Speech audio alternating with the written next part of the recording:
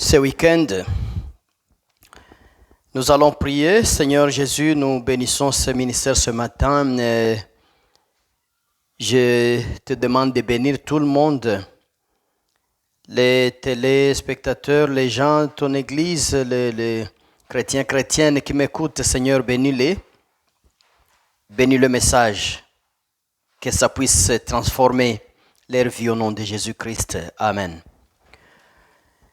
Je t'approche encore. Aujourd'hui,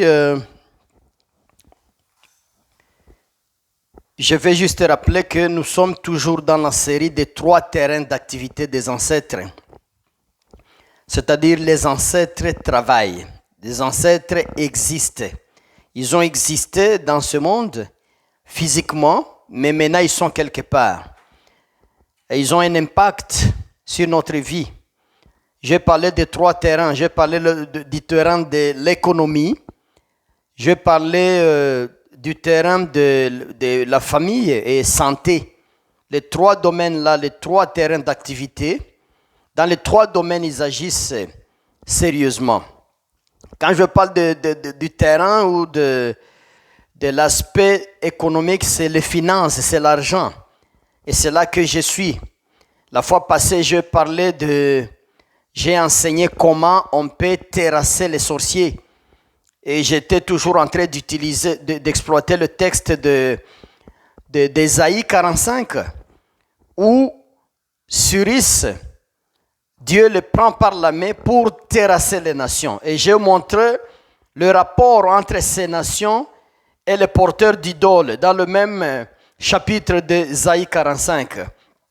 Ce sont les porteurs d'idoles, les idolâtres, donc les sorciers. Et j'ai montré comment il faut les terrasser, les abaisser. Aujourd'hui, je suis là pour parler de l'argent, ton argent et les ancêtres. Toujours dans le cadre des finances, ta richesse donc. Comment ton argent et les ancêtres. Ton argent et les ancêtres. Et ici, je vais te dire ceci, mon frère, ma soeur. Tout le peuple du monde, ils ont adoré les ancêtres.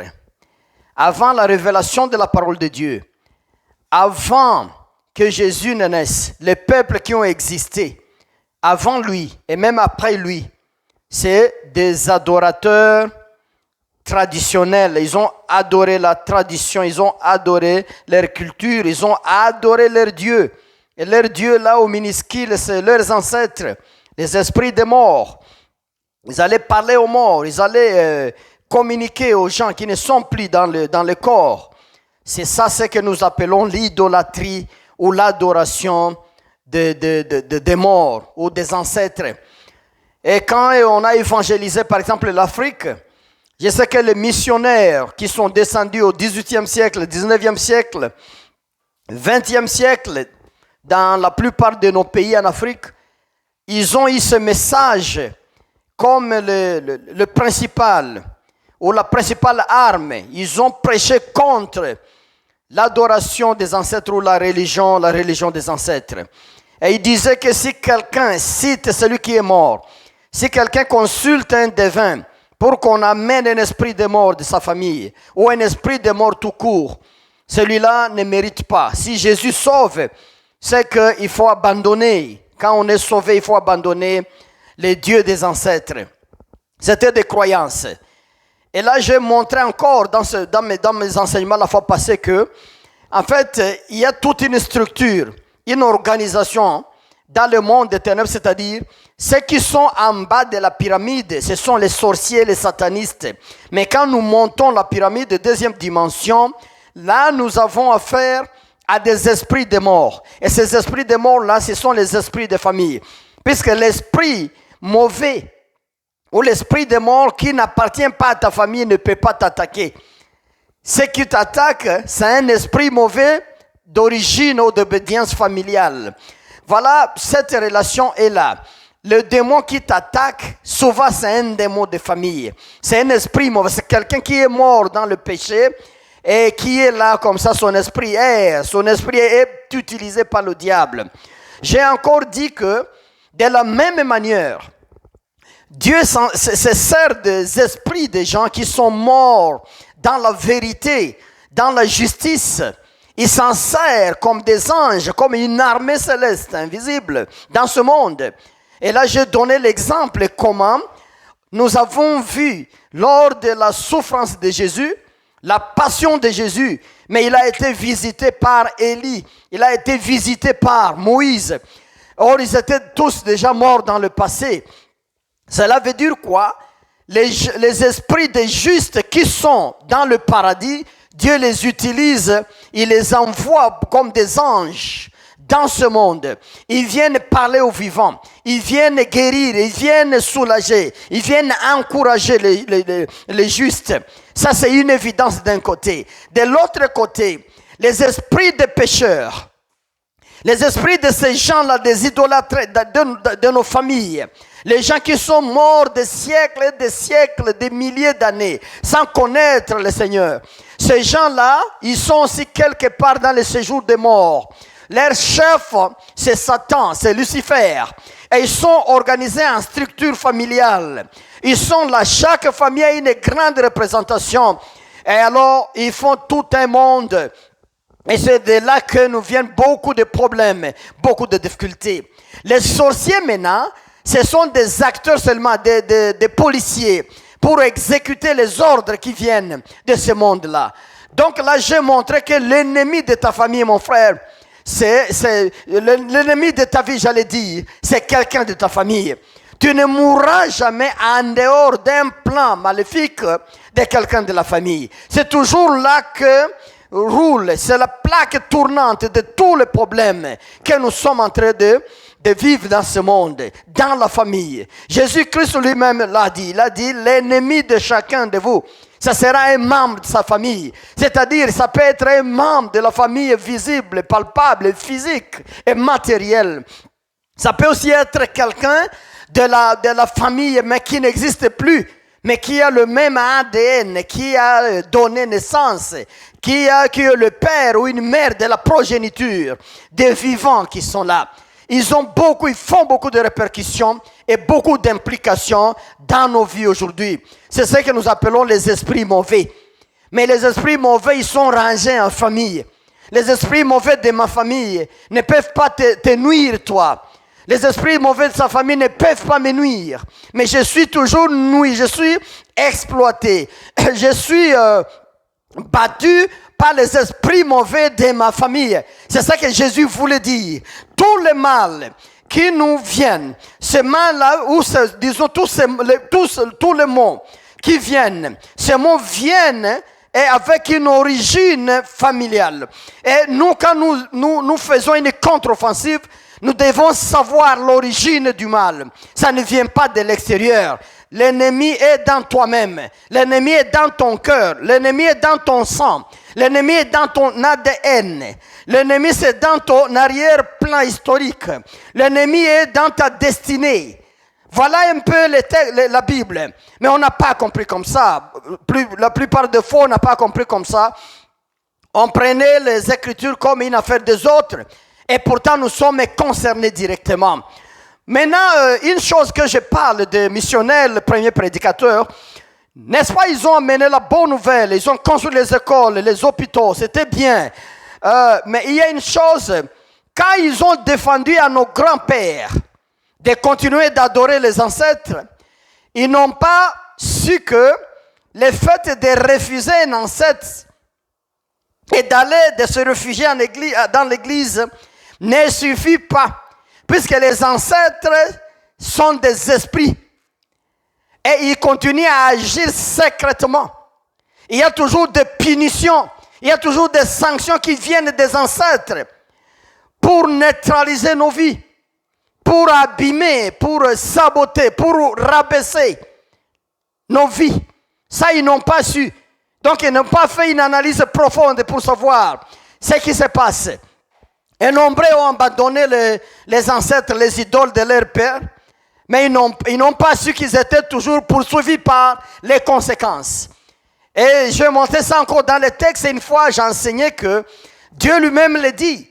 Si quelqu'un va prendre un objet taillé, il fait sa idole, celui-là, j'ai la colère contre lui. Et ma colère peut aller de 3 à 4 générations. C'est-à-dire, il y a toujours des poursuites de génération en génération de ce qu'ont fait nos ancêtres. J'ai encore dit que le monde au XXIe siècle, aujourd'hui en 2020, nous avons encore des répercussions de ce qu'ont fait les ancêtres au XVIIe siècle, au XVIIIe siècle. Il y a encore des répercussions, puisque les générations dans le sens biblique, quand on écrivait la Bible à ce moment-là, c'était toujours dans les centaines de générations. C'était une centaine. Donc, c'était à 100 ans la génération. C'est que 3, 4, c'est presque 400 comme ça, d'années qui passent comme ça, mais sous sanction, sous une implication de choses passées. Mais pourquoi les premiers missionnaires n'ont pas exploité la Bible et nous amener à comprendre pour commencer à terrasser ces implications-là des démons, ces implications de nos ancêtres? Peut-être ils n'avaient pas cette capacité à ce moment-là, puisque la révélation est aussi continue. Mais je vois maintenant au XXe siècle, surtout à la fin, Dieu ouvre les yeux de beaucoup de chercheurs, beaucoup de prédicateurs, beaucoup d'évangélistes. Ils commencent à trouver que les grandes souffrances que mènent les gens, il y a aussi les frappes qui viennent et les mauvaises conséquences de ce qu'ont fait leurs pères dans le passé. C'est dans la Bible où nous trouvons toutes ces traces-là de ces choses. Maintenant, je vais te dire ceci. Les ancêtres existent, les ancêtres agissent. Ils sont là. Tu n'as pas fait une marche de 3 kilomètres à pied pour aller adorer ton ancêtre. Tu n'as pas visité le cimetière de tes grands-pères pour aller parler avec eux, pour les ressusciter. Tu n'as pas négocié un médium, un sorcier, un féticheur pour aller te parler avec les gens qui sont morts, peut-être. Mais cela n'empêche, ils ont toujours une action, ils frappent toujours par rapport à la loi de Dieu de Deutéronome 5. Ils sont toujours en train d'attaquer des générations jusqu'à 400. Ils sont toujours en train d'agir. Donc ça, tu dois savoir. Maintenant, les ancêtres, ils peuvent bénir quelqu'un. Ils peuvent bénir, ils donnent des bénédictions. Et là, j'ai enseigné et je continue encore à le confirmer.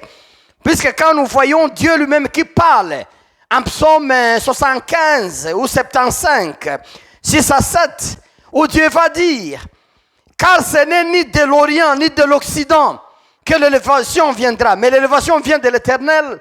Dieu fait référence à la bénédiction qui vient de l'Orient, l'origine, puisque l'Orient, la place là, c'est la Mésopotamie. C'est ça l'Orient, dans la position de notre globe. C'est ça l'Orient, la Mésopotamie, là où a été créé Adam et Ève, à côté du jardin d'Éden. C'est dans la Mésopotamie. Et Dieu cite, il dit, l'élévation ne viendra pas de l'Orient et de l'Occident. L'Occident, là où s'est développé les enfants d'Adam. Voilà, Dieu parle de ça puisqu'il est conscient qu'il y a des bénédictions qui viennent de la lignée. Qu'est-ce que cela veut dire? Si papa était médecin, vous verrez que dans toute sa famille, les gens vont facilement devenir des médecins. Ils vont étudier et réussir ces études. Si papa était politicien, vous verrez même 50 ans après lui, 100 ans après lui, cette famille produit des médecins, ou disons des politiciens. Si papa était un homme d'affaires avec beaucoup d'argent, vous verrez que dans la génération, la famille produit toujours les hommes d'affaires. Qu'est-ce que cela veut dire? Cela veut dire qu'il y a une corrélation, qu'il y a une bénédiction qui vient de la famille. Et là, on peut dire, Dieu m'a béni, Dieu m'a aidé, moi je suis, voilà. Mais ne t'en fais pas, ça vient de la famille. C'est la bénédiction de l'Orient, de la Mésopotamie, de la bénédiction de la place où a été créé Adam et Ève. Ça vient de la lignée. Il y a beaucoup de gens comme ça. Ils ont beaucoup d'aptitudes, mais c'est l'histoire de leur famille. Jusque-là, il faut faire attention. Ce n'est pas Dieu qui a donné. Jusque-là. Il faut peut-être démontrer, ça c'est peut-être possible. Si à l'origine c'était Dieu. Mais je pense que si c'est des choses que les aïeux ont eu à faire dans ce monde, ce n'est pas nécessairement Dieu. Les ancêtres peuvent bénir. Les ancêtres guérissaient les gens. Les anciens en 1800, 1900 au début, n'est-ce pas, en cas de maladie dans la famille. Ils envoyaient quelqu'un de la famille, le chef de la famille, pour aller parler aux aïeux, aller parler aux ancêtres. Et ils négociaient avec eux. Ils disaient, mais parlez avec les autorités dans votre monde-là, afin que la maladie puisse disparaître dans ma maison. Sinon, mon fils risque de mourir. Sinon, ma femme, sinon mes enfants risquent de mourir. Et on parlait. Les ancêtres demandaient des sacrifices. Ça, c'est au moins l'histoire, nous connaissons. Si nous n'avons pas vu ça, mais nous avons entendu parler de ça. Et ça s'est passé dans la plupart des cas, mais il y a toujours des répercussions.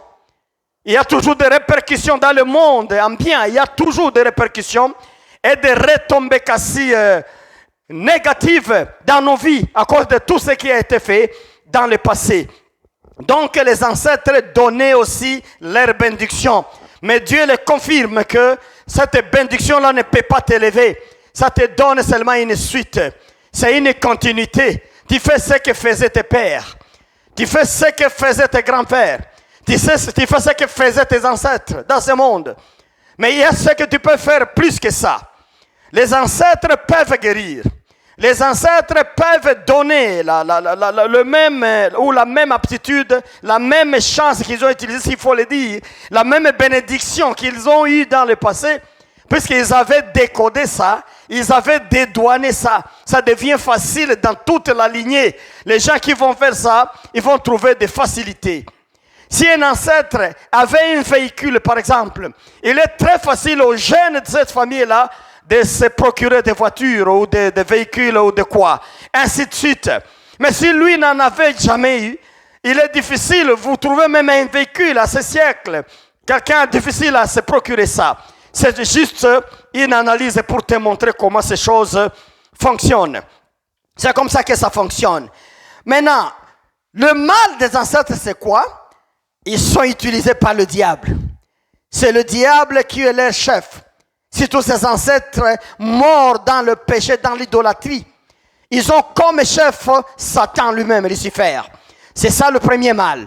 Le deuxième mal, c'est que les ancêtres limitent la vie. Ils limitent, ils mettent des limites.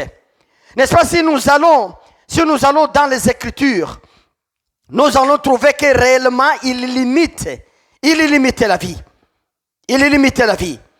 Puisque le texte que je suis en train d'exploiter, le texte d'Ésaïe 45, là nous allons trouver, nous revenons là, je peux encore lire ce que dit la Bible. Ainsi parle l'Éternel à son roi Cyrus, qu'il tient par la main pour terrasser les nations devant lui et pour relâcher les ceintures des rois, pour lui ouvrir les portes afin qu'elles ne soient plus fermées. Quelle sorte de porte? Si j'ai montré que les combats de Cyrus étaient spirituels, c'est que les portes fermées, ce sont les ancêtres qu'on appelle ici, on les appelle les rois. Ils ont fermé les portes. Et là, ils ont laissé une seule porte à ta vie, mais d'autres portes sont fermées. Le Seigneur le confirme ici. Cyrus est envoyé pour essayer de casser les ceintures, d'ouvrir les portes, afin qu'elles ne soient plus fermées. Les portes. Les ancêtres limitent. Les ancêtres bloquent.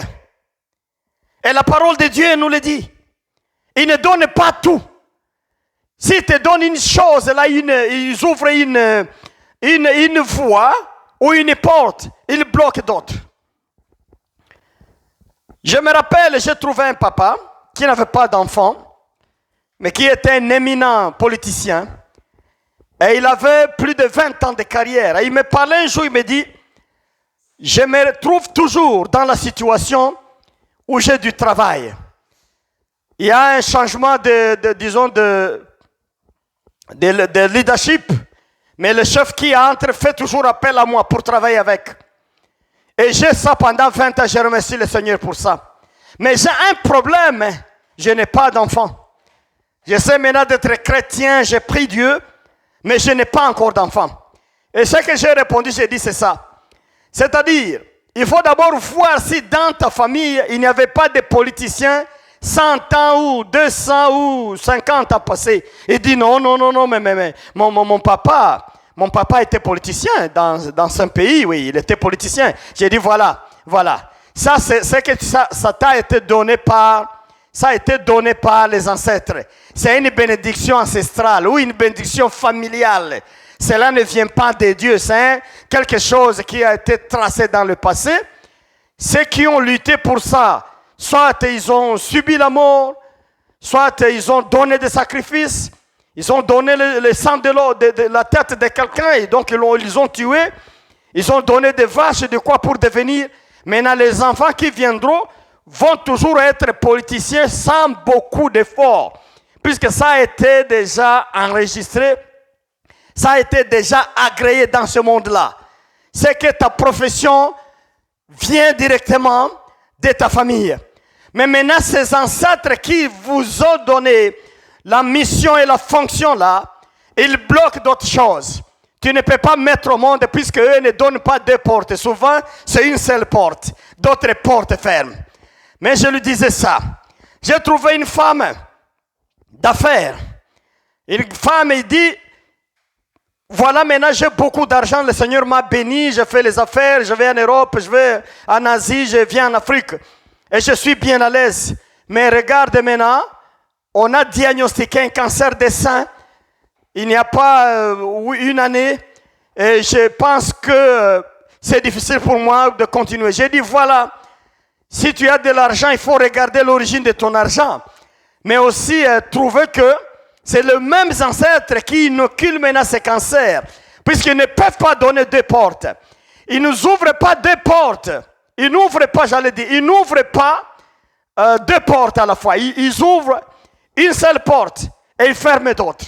Et pourtant, Dieu a donné beaucoup de portes. Oh, alléluia. Dieu a donné beaucoup d'opportunités à l'homme, beaucoup de portes. C'est pourquoi la parole de Dieu nous le soutient. En Ésaïe 45, le verset 1 en disant, il faut terrasser les nations devant lui, et pour relâcher les ceintures des rois, pour lui ouvrir les portes, afin qu'elles ne soient plus fermées. C'est que Dieu a envoyé Cyrus pour écraser les nations, que j'ai comparé aux sorciers avec d'autres textes. J'ai montré ça par exemple au verset 19 d'Ésaïe 45. C'est des sorciers. Terrasser les sorciers, les porteurs d'idoles. Mais après ça, il faut relâcher les ceintures. Les ceintures, je vais démontrer ça tout de suite. Pour que les portes soient ouvertes. Et quand ça sera ouvert, ça va rester comme ça. Elles ne seront plus fermées. Gloire à Dieu. Ça, c'est la parole de Dieu. Mais voilà un peu, les ancêtres limitent la vie. Ils donnent une seule porte, une seule ouverture. Les restes, ils ferment. Tu n'as plus d'autre ouverture. Tu essayes d'autres voies, tu ne peux pas trouver. Tu essaies d'autres voies. Vous priez, il y a des promesses de foi, mais rien ne se réalise. Tout simplement puisque quand ils ouvrent une porte, ils ferment d'autres portes. Ils ferment d'autres portes. Je sais que là, mes enseignements amènent beaucoup de questions, mais j'essaie un peu de répondre. Quand les gens me posent des questions, ils écrivent et je réponds. Voilà, c'est comme ça. C'est puisque le diable a pris en otage le monde. Il a l'économie de ce monde. Mon frère, ma soeur, ça c'est la parole de Dieu.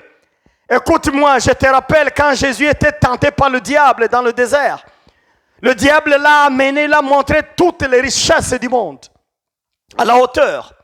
Et il a dit, écoute, si tu vas m'adorer, je vais te donner tout ça puisque je donne à qui je veux. C'est là que tu dois comprendre, mon frère. Ne soyez plus dans la foi, mais aveuglément. Celui qui a le contrôle de l'économie du monde, c'est le diable. Et il a dit ça à Jésus. Mais Jésus n'a jamais dit, non, écoutez Satan, ce n'est pas toi le chef de ça, non.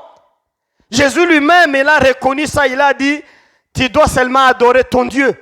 Il n'a pas créé de polémique avec le diable pour la question de l'économie. Celui qui a l'économie dans ses mains, c'est le diable. Et il a lui-même dit, je donne à qui je veux. Je donne à qui je veux. C'est pourquoi, ici, dans ce cadre, ce que tu peux avoir, ça vient toujours de grandes tribulations, de grandes luttes spirituelles. Là, nous ravissons. Seulement, nous pouvons ravir. Ce n'est pas quelque chose que nous pouvons prendre par aisance. C'est un grand effort pour en avoir. Que Dieu nous aide. Il faut une grande contribution dans les combats spirituels pour en avoir. Mais sinon, c'est le diable. Il donne à qui il veut. Maintenant, ici, la parole de Dieu en Ésaïe, je reviens encore, 45, il dit, allez-y pour terrasser les nations.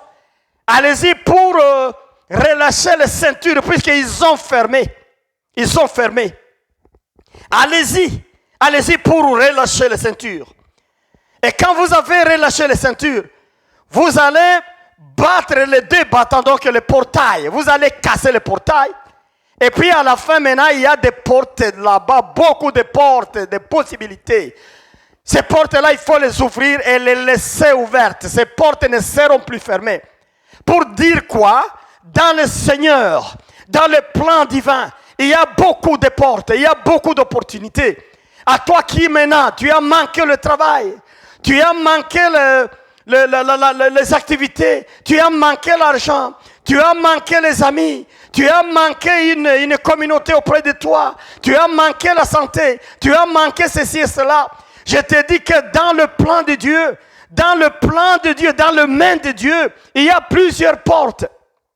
C'est ici où il dit qu'il faut ouvrir ces portes et les laisser ouvertes. Elles ne seront plus fermées. Cela nous dit encore quoi? Cela nous dit quoi? Cela nous dit quoi encore? Ça nous dit que quand Dieu ouvre, ce n'est pas une seule porte. Quand lui ouvre, il ouvre les portes, puisque ça, c'est au pluriel. J'ai cherché dans plusieurs traductions, j'ai trouvé que c'est les portes. Quand on ouvre, Dieu ouvre les portes, il ouvre nombreuses, pas une seule, mais beaucoup de portes seront ouvertes. Et quand ces portes s'ouvrent, il n'y a pas quelqu'un qui pourra encore les fermer. Puisque quand lui ouvre, personne ne peut fermer. Et quand il a fermé, personne ne peut ouvrir. Que Dieu nous aide, que Dieu nous bénisse. Voilà un peu comment nous avons ces combats des ancêtres dans nos vies. Ils agissent et ils mettent des limites. C'est ça le mal que nous trouvons là. Ils mettent des limites. Contrairement à Dieu. Dieu, lui, quand il bénit, il bénit. Quand il donne, il donne. Quand il a offert, il a offert. Il n'a pas de chagrin. C'est ça la Bible en Proverbe 10, 22. Qu'est-ce que la parole de Dieu nous dit? Quand lui donne, il donne. La bénédiction de l'Éternel rend l'homme riche. Et il ne l'accompagne pas de chagrin. Il n'a pas de chagrin. Il n'a pas de jalousie derrière ce qu'il a donné. Mais quand le diable donne, quand les ancêtres donnent ce qu'ils peuvent donner, ils donnent avec chagrin, avec jalousie. Ils ont des rancœurs derrière ce qu'ils donnent. Et ils viennent encore attaquer ça. Ils donnent l'argent, ils donnent derrière le cancer. Ils donnent l'argent, mais ils donnent derrière le divorce. Ils donnent l'argent, mais ils donnent derrière le diabète, l'angine de poitrine et d'autres maladies. Ils donnent l'argent, mais ils vont créer l'accident pour tuer un enfant. Ils donnent l'argent, mais ils viennent, ils tuent la femme, ils tuent le mari. Ils donnent l'argent, mais ils diminuent la vie. Ils limitent ta vie. Tu pouvais aller à 70 ans, à 80 ans, mais ils te donnent 50 ans seulement de limites. Nous avons beaucoup de témoignages. Des gens qui sont sortis dans le monde du mal, de l'idolâtrie, de la magie, et qui sont chrétiens aujourd'hui. Et ils nous disent ça que, on m'a dit quoi là-bas? On m'a dit, on va me donner l'argent, mais je dois donner une partie importante aussi de ma vie. On m'a demandé ça, oui. Puisque le diable, lui, c'est l'échange. Quand il donne, il doit te demander du retour. Même si tu ne sais pas ce qu'il veut du retour. Mais il a demandé. Et il va voir, il va prendre. Si tu prends ce qu'il donne, il va aussi prendre à son tour. Et sans ta permission. Mais il va prendre. Il va prendre. C'est pourquoi la bénédiction du diable, c'est qu'il donne comme héritage à ses enfants dans ce monde. Ce n'est pas durable, c'est des choses vaniteuses. Ça passe comme ça. Tout simplement puisque lui n'a pas le don de donner. Le diable n'a pas le don d'offrir, de donner. Le verbe offrir, c'est seulement Dieu qui peut offrir. Quand il offre, il n'a pas de chagrin à lui. Nous avons beaucoup de problèmes puisque beaucoup de choses nous viennent des ancêtres. Mais ce n'est pas encore la main de Dieu. Nous devons lutter pour arriver à la bénédiction qui vient d'en haut. Comme il dit lui-même, l'élévation vient du ciel, vient de Dieu. L'élévation vient de l'Éternel. Ce n'est pas des ancêtres de l'Orient. Les ancêtres d'Israël, ils étaient en Orient, en Mésopotamie, en Babylonie. Ce n'est pas ça. Mais la bénédiction vient, l'élévation vient de Dieu. Alléluia. Et quand il donne ça, il n'accompagne pas ça avec le chagrin. Voilà là où nous devons mettre maintenant comme le centre de notre réflexion dans notre foi, dans notre vie, dans nos relations avec Dieu. C'est savoir que nous avons besoin de bénédictions venant de Dieu, puisque ces bénédictions élèvent. On n'a pas besoin de continuer ce que faisait la famille. Si on peut faire ça, oui, mais il faut chercher maintenant que les portes s'ouvrent. Les portes, ce n'est pas une porte, mais les portes s'ouvrent et qui resteront ouvertes. Là où nous aurons beaucoup de possibilités, beaucoup de marge, donc de marge de manœuvre. Hein? Gauche, droite, devant, derrière, en haut, en bas, vertical, horizontal. Nous avons toutes ces possibilités-là de bouger, de toucher, puisque le Seigneur a ouvert. Quand Dieu ouvre, il ouvre. Quand Dieu bénit, bénit. Nous sommes consumés aujourd'hui par beaucoup de défis. Quelqu'un a un bon mariage mais n'a pas d'enfant. J'ai trouvé un cas, comment les ancêtres agissent. J'ai trouvé beaucoup de gens maintenant, ils sont évangélistes. Mais quand vous allez regarder dans son mariage, vous allez trouver que ce monsieur a des problèmes sérieux avec l'épouse ou avec l'époux. Ce couple-là, non.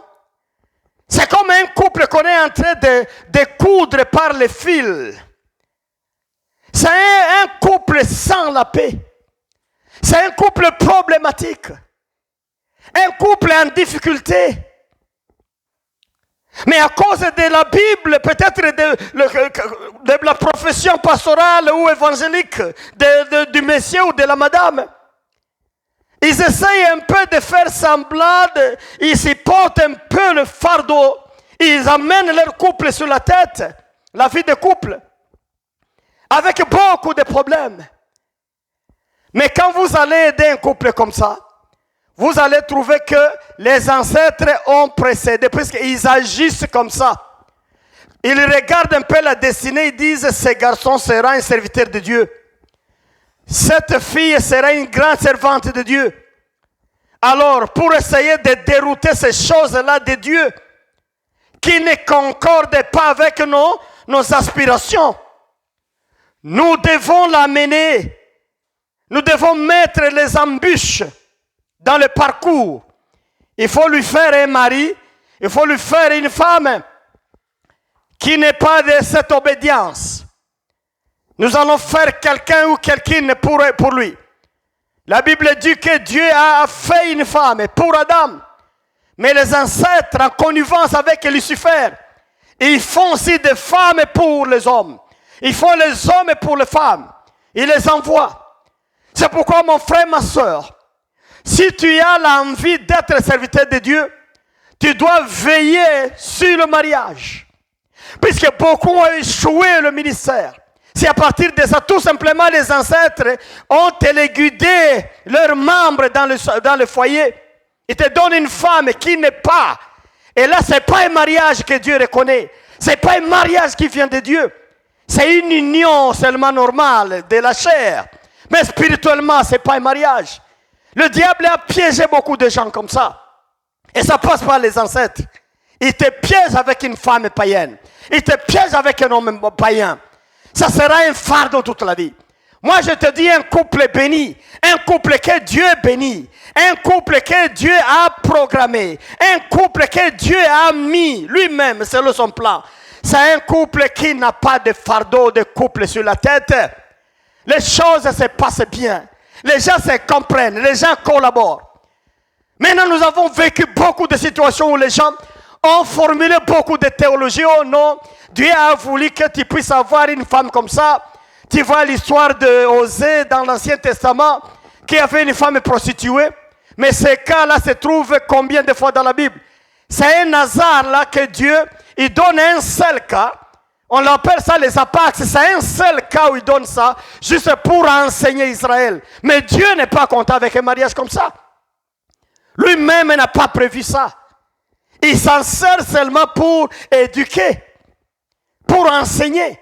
Mais ce n'est pas un exemple qui va dominer tous les hommes avec des femmes, des têtes difficiles, des hommes avec des femmes avec des hommes difficiles. Là où tu commences la gêne, tu commences la gêne, le Sheol, avant le temps. Tu commences le feu éternel avant le temps, dans le foyer. Tout ça, ce n'est pas le plan de Dieu. Christ est venu, c'est pour libérer. Et quand il a libéré, il a sauvé. C'est pour donner la joie, la paix, l'amour. Que Dieu soit loué. Mon frère, écoute un peu cet enseignement. Les ancêtres sont là en train d'agir. Maintenant, comment tu vas combattre les ancêtres? C'est le combat le plus difficile. Je vais t'annoncer ceci. Il n'y a pas de combats difficiles, des combats terrifiants, des combats persistants, comme les combats des ancêtres. Pourquoi ça? D'abord, les ancêtres, ils ont ton ADN. Ils te considèrent toi comme leur enfant. C'est ça le mal, le premier problème qui est là. Alors, ils se sentent dans le droit. Ils se trouvent dans la légitimité de venir te faire le mal et le bien. Ils se sentent libres de t'agresser comme ils veulent. Ils disent que c'est notre enfant. Moi, je te dis que le combat des ancêtres, ce n'est pas un combat facile. Ils attaquent la richesse. Si la richesse de ta famille se trouve entre les mains des ancêtres, tu vas suer pour en avoir. Ils vont te laisser une petite porte là, tu progresses dans ceci, cela, et bon, tu as un peu de gloire dans ceci, cela, mais l'argent, ils te disent non à ça. Le combat de l'argent avec les ancêtres. Ils détiennent l'argent. Regarde Israël où Israël va évoluer, Israël ira en Égypte, Israël va rentrer. Israël sera émergent dans la terre de Canaan. Mais le trésor caché d'Israël était encore chez les ancêtres en Babylonie. C'est ça l'histoire que nous vous lisons ici chaque jour. Où maintenant Dieu, il va relever Cyrus pour aller ravir le trésor caché. Ton argent, ta richesse, peut-être ta gloire momentanée sur la terre, se trouve dans le main de tes ancêtres. Et si tu vas croiser les mains, tu restes là toujours à faire le va-et-vient à l'église, en train d'applaudir le prédicateur, mais ta vie ne change pas. Tu ne prends pas de méthodes et de stratégies pour aller prendre ton trésor caché. Mon frère, n'espérez pas trop. N'espérez pas trop. L'argent est toujours détenu par les ancêtres. C'est le trésor caché, détenu par les ancêtres d'Israël en Babylonie. Et que maintenant Dieu recommande à Cyrus d'aller tout prendre et donner à Israël. Dieu aussi a le plan maintenant d'amener un Cyrus. Un Cyrus, c'est toi-même maintenant. Puisque Jésus est mort pour nous rendre forts et capables d'aller nous-mêmes. Et c'est pourquoi il dit, je vais te prendre par la main. Et quand tu vas avec ta main, je vais t'aider à rabaisser les nations. Mais je te prends par la main. Je vais t'assister n'est-ce pas, à briser les ceintures des rois. Regardez ces ceintures des rois, c'est quoi? C'est-à-dire, tu prends l'image d'un quartier là huppé, là où il y a des châteaux au milieu.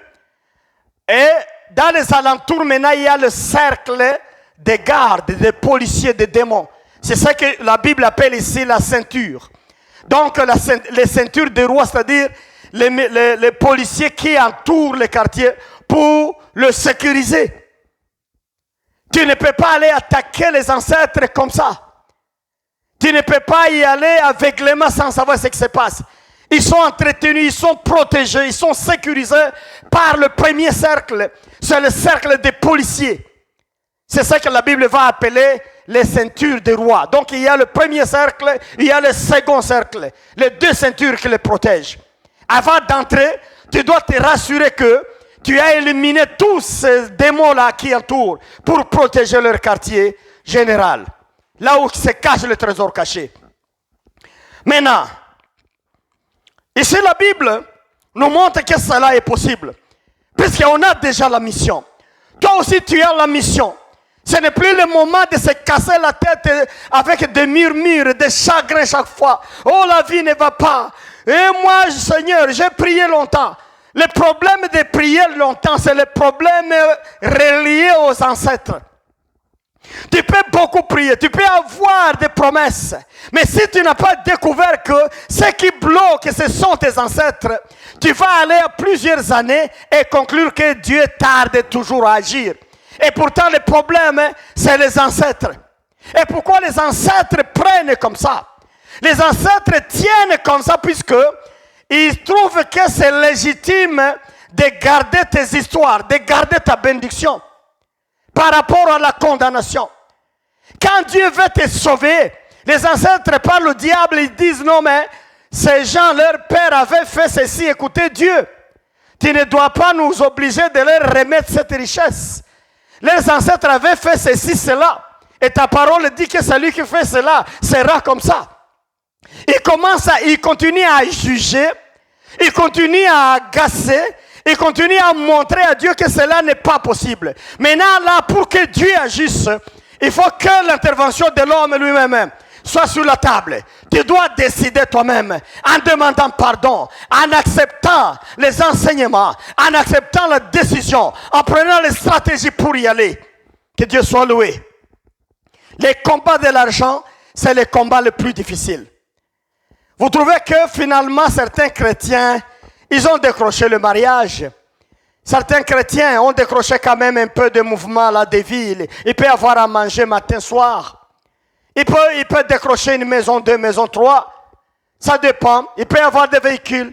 Et il mène une petite vie. Mais l'argent, si tu as eu la promesse de l'argent dans ta vie, ce n'est pas facile d'avoir l'argent dans le chemin de la croix, dans le chemin de la vie chrétienne.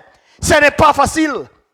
Et tu as trouvé que beaucoup d'hommes de Dieu, ils n'ont pas eu l'argent. Dans notre siècle, nous voyons nos papas, nos mamans, nous avons vu comment ils ont vécu.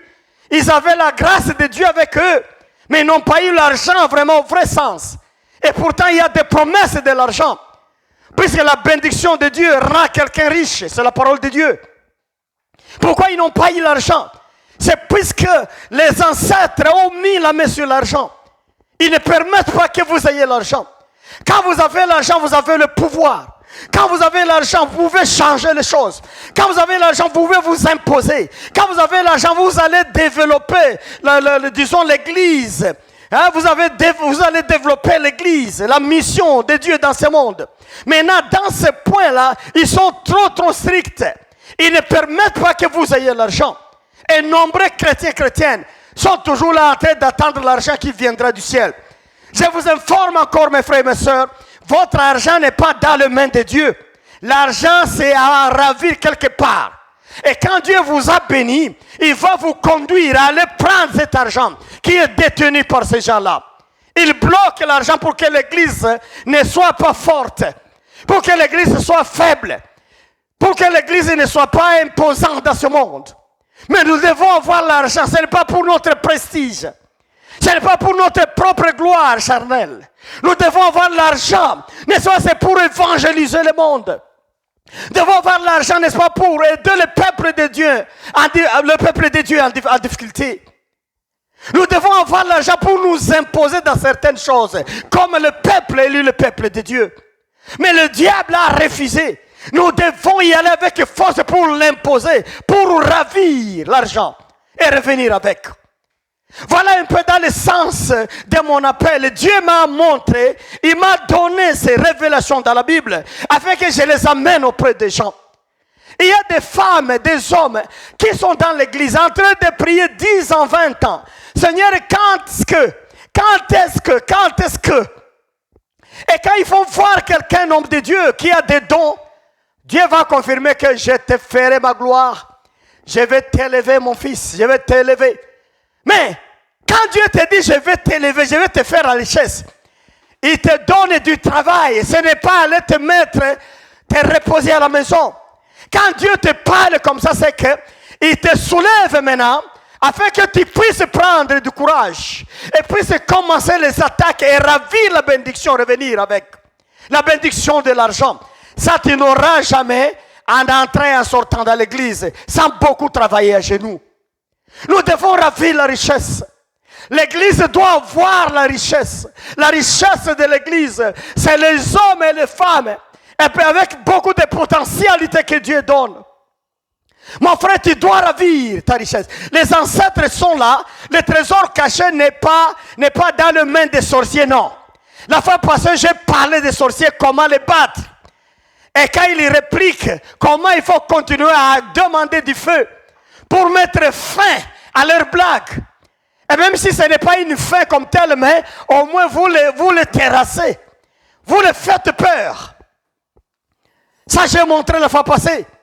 Mais quand il vient maintenant le tour de monter le combat, d'élever le débat combatif, là c'est maintenant au niveau des ancêtres. Vous devez vous engager pour aller ravir la richesse. Parmi les gens qui m'écoutent, qui parmi vous a déjà pris du temps pour réclamer sa richesse? Seigneur, j'ai besoin maintenant de ma richesse puisque ta bénédiction rend quelqu'un riche. Qui a déjà fait ça? Des fois, nous disons, non, c'est une promesse, Dieu m'avait dit, et nous taisons. Aujourd'hui, je te dis, pas question. Si tu as une promesse, tu dois entrer en travail, le travail spirituel. Puisque pour que cela s'accomplisse, c'est seulement dans la spiritualité que ça va se remplir. Quand tu as gagné les combats spirituels, ça sera très facile de gagner la vie maintenant. C'est dans la spiritualité où tout se résout. La solution est dans la spiritualité. Il faut battre un bon combat. Allez ravir les démons de ta famille et ta richesse.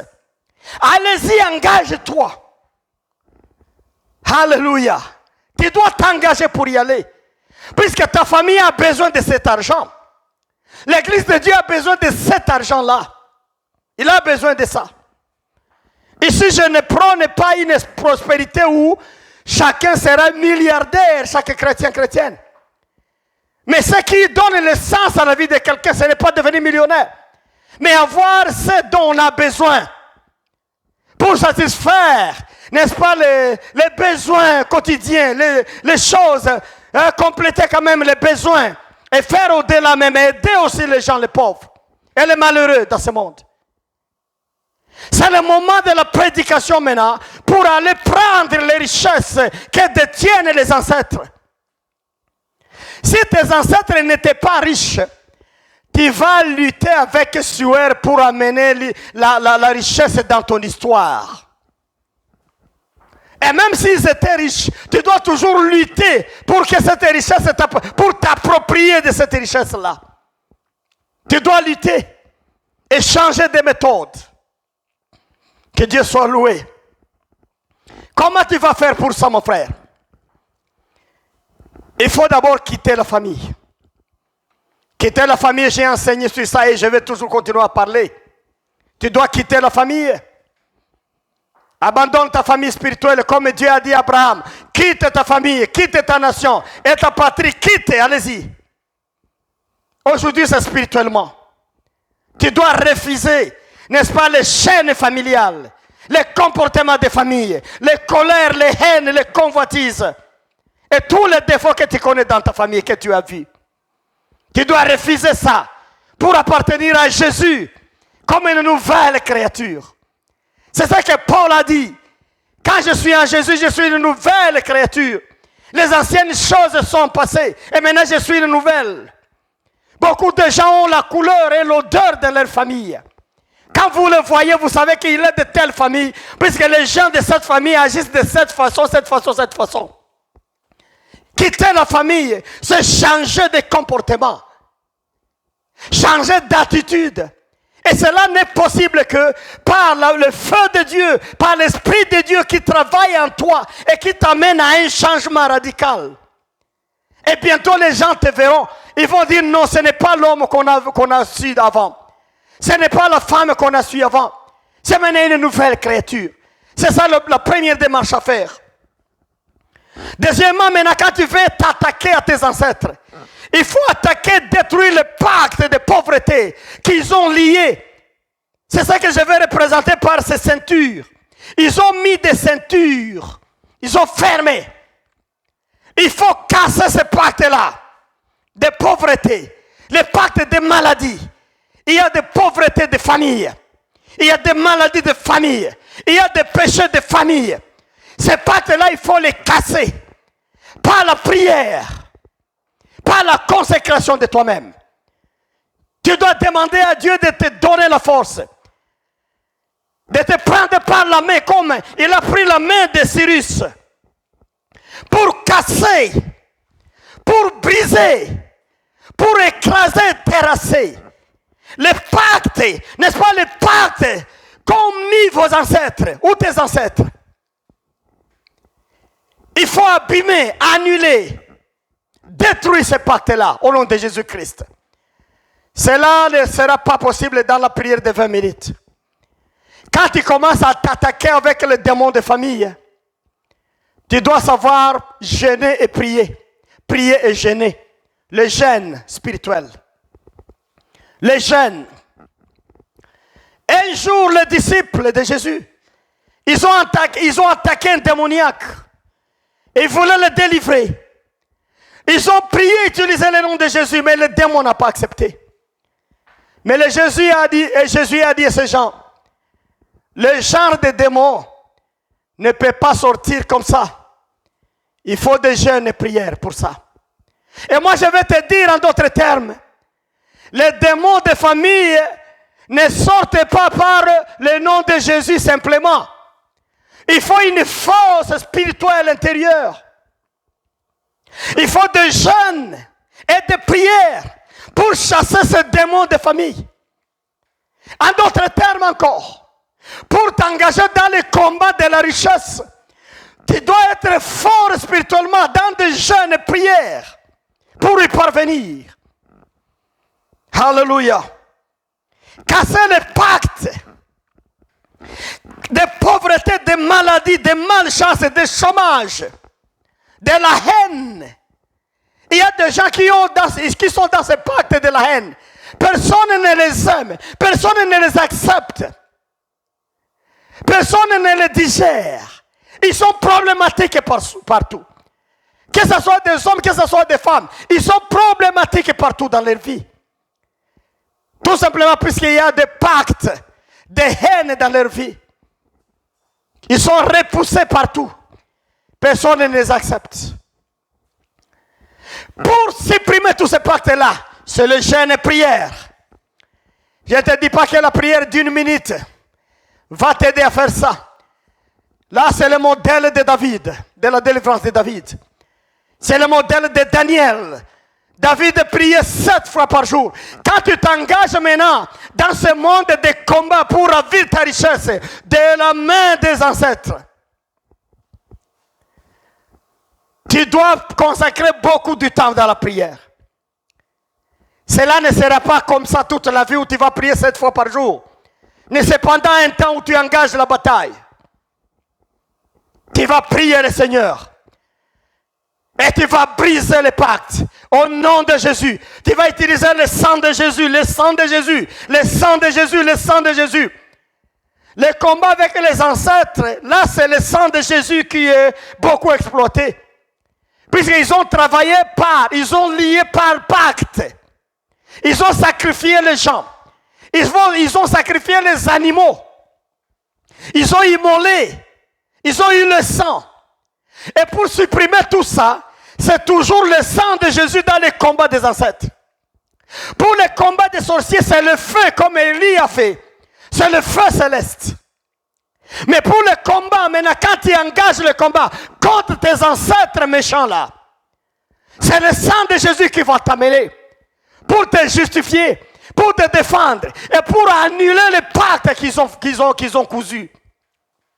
Alléluia. Le sang de Jésus-Christ. Pour annuler ces pactes et les briser. Le sang de Jésus-Christ. Et maintenant, quand tu auras gagné, quand tu auras brisé ça, les portes resteront ouvertes. Alléluia. Les portes, et pas une porte. Les portes resteront ouvertes. Où maintenant tu vas entrer et sortir. Et ça sera pour toi et tes enfants. Puisque quand Dieu ouvre, il ouvre. Personne ne fermera. Et quand il ferme, personne ne peut ouvrir. Dis-moi, quand tu auras ouvert, personne ne pourra fermer. Alléluia. Mais tu dois beaucoup travailler pour arriver maintenant aux opportunités. Je le dis dans toutes mes prédications. Nous devons marcher selon la parole. Tout ce que la parole nous dit, nous devons le mettre en pratique avant de quitter ce monde. Pour accomplir, compléter notre mission. Il faut compléter la mission dans ce monde. Et cela n'est possible que quand on se met à attaquer les instances diaboliques. On a commencé par les satanistes, les sorciers, les rosicruciens, les francs-maçons, les magiciens indiens, les magiciens quoi, tout ça.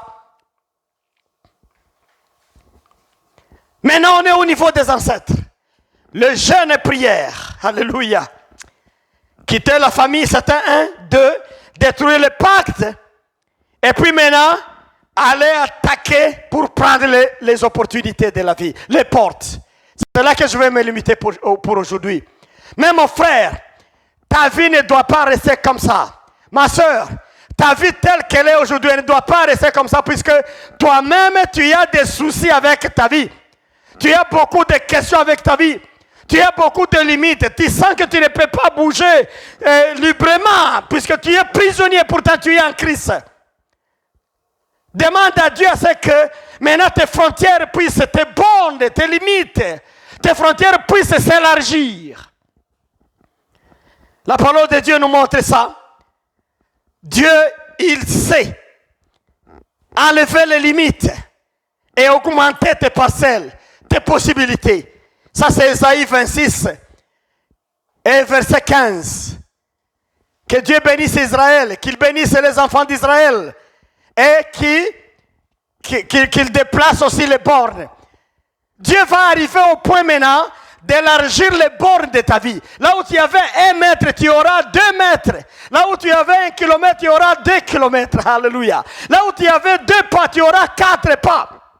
Puisque Ésaïe 26 et 15 nous dit que Dieu va bénir Israël. Il va bénir le peuple à se développer. Mais il va aussi déplacer les bornes. Il va les rendre larges. Là où c'était serré, il va donner beaucoup d'ouverture maintenant, puisque c'est la vie qu'on avait avant. Et là, on va vivre, on va respirer bien avec le Seigneur. On respire bien dans la spiritualité. Et dans ce monde, on s'impose. On respire bien aussi dans ce monde. Alléluia. Que le Seigneur vous bénisse, mes frères et mes sœurs, partout où vous êtes. Ce message doit avoir un impact. Que tu sois chrétien, que tu sois quelqu'un qui n'a pas la foi, mais tu as la chance de m'écouter. Qui a cette opportunité-là, c'est la voix de Dieu. Il est possible de vivre sans souci si on met la Bible en application. Il est bien possible de vivre pleinement la vie en abondance comme Jésus a dit. Si nous vivons la parole, phrase par phrase, telle que ça demande. Les gens ont dit que ce n'est pas possible, mais je te dis que cela est possible. Que Dieu te bénisse. Suivez toujours les enseignements. Abonnez-vous nombreux. Comme ça, vous saurez chaque fois quand je commence à prêcher, quand j'envoie, vous saurez qu'il y a un message prêt. Ce message va transformer votre vie. Ce genre de message va épanouir votre vie. Épanouir les frontières, élargir encore les frontières.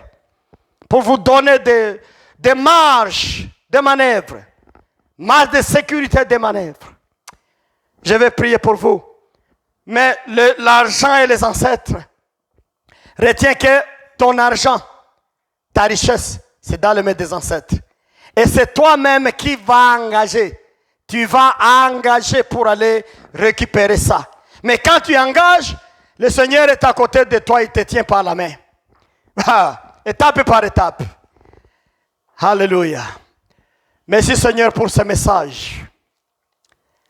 Tu nous as donné la vie en abondance. Malheureusement, nous vivons des difficultés, des circonstances où nous régnons à cette abondance, où nous confessons l'impossibilité de cette abondance, Seigneur. Mais merci puisque tu nous as révélé ta parole, que cela reste possible. Ta parole est vraie, elle est authentique. Aide mon frère et ma soeur à arriver à ce niveau-là, où toutes les portes resteront ouvertes. Et là où il va choisir, il sera béni. S'il va à gauche, il sera béni. S'il va à droite, il sera béni. En arrière, en avant, puisque les portes sont ouvertes. Bénis ma soeur qui s'engage. Tous ces gens qui ont commencé à marcher avec moi dans ces enseignements et qui appliquent. Tous ces gens qui voient déjà des changements et des merveilles dans leur vie, Seigneur. Fortifie-les, protège-les, Seigneur, et fais que les combats deviennent une réalité, surtout en changement et en transformation des choses. Qu'ils soient bénis au nom de Jésus-Christ. Et un bon week-end à tout le monde, au nom de Jésus-Christ. Amen, amen.